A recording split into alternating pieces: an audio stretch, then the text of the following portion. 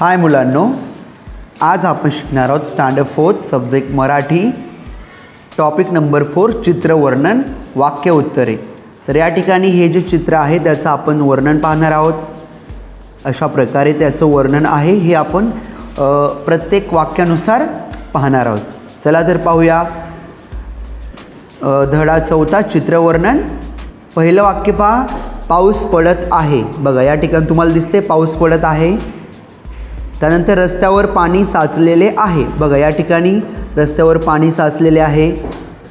त्यानंतर काही मुले छत्री घेऊन शाळेत जात आहेत। बघा या ठिकाणी या 2-3 मुली आणि या ठिकाणी मुलगा हे छत्री घेऊन शाळेत जात आहेत।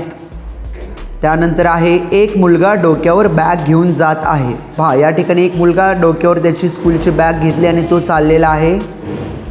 त्यानंतर आहे काही मुले झाडाची पाने डोक्यावर ठेवून चालले आहेत। या ठिकाणी पहा, या ठिकाणी ही एक मुलगा आणि एक मुलगी डोक्यावर झाडाची पाने, पावसापासून वाचण्यासाठी झाडाची पाने डोक्यावर ठेवून चाललेले आहेत। त्यानंतर आहे एक तरुण पावसात भिजत चाललेला आहे। एक तरुण मुलगा या ठिकाणी पहा, हा पिवळा शर्ट घातलेला तो पावसात भिजत चाललेला आहे।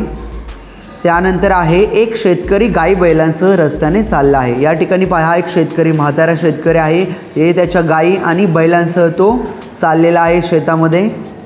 त्यानंतर रस्त्याच्या एका बाजूला काही मुले पाण्यात खेळत आहेत। या ठिकाणी पहा रस्ता आहे आणि रस्त्याच्या बाजूला एक मुलगा एक मुलगी पाण्यामध्ये खेळत आहेत। त्यानंतर आहे पक्षी झाडावर बसून पावसापासून बचाव करत झाडावर आश्रय घेत आहेत। या ठिकाणी पहा, या ठिकाणी पक्षी आहेत, झाड पावसापासून वाचण्यासाठी आश्रय घेत आहेत। त्यानंतर आहे एक मुलगा व मुलगी झाडांची पाने डोक्यावर घेऊन चालत आहेत। या ठिकाणी पहा एक मुलगा व मुलगी डोक्यावर झाडांची पाने घेऊन चालत आहेत। त्यानंतर पहा, तर या चित्रवर्णनातून आपण काय शिकलो आहोत पहा। तर यातून आपण शिकलो पावसाळ्यातील अडचणी, रस्त्यावर पाणी साचणे। पावसाळ्यातल्या काय अडचणी असतात की रस्त्यावर पाणी साचतं, या ठिकाणी हे आपण शिकलेलो आहोत। पावसाळ्यामध्ये रस्त्यावर पाणी साचतं। त्यानंतर आहे शेतकऱ्यांना होणारा त्रास। या ठिकाणी पावसामुळे शेतकऱ्यांना त्रास होतो।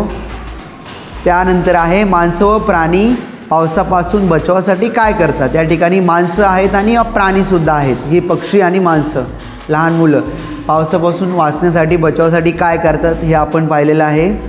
त्यानंतर पाऊस पडल्यावर स्वच्छतेची काळजी का घ्यावी। या ठिकाणी पाऊस पडल्यावर स्वच्छतेची काळजी आपण का घ्यावी, कशा प्रकारे घ्यायला पाहिजे। पाणी साचल्याने डास वाढतात म्हणून आपण स्वच्छतेची काळजी घ्यायला पाहिजे, आपण शिकलो। त्यानंतर पावसाळ्यात वापरल्या जाणाऱ्या वस्तू छत्री, रेनकोट इत्यादी। तर पावसामध्ये या ठिकाणी छत्री, रेनकोट, छत्री या ठिकाणी पावसाळ्यामध्ये या वस्तू वापरल्या जातात।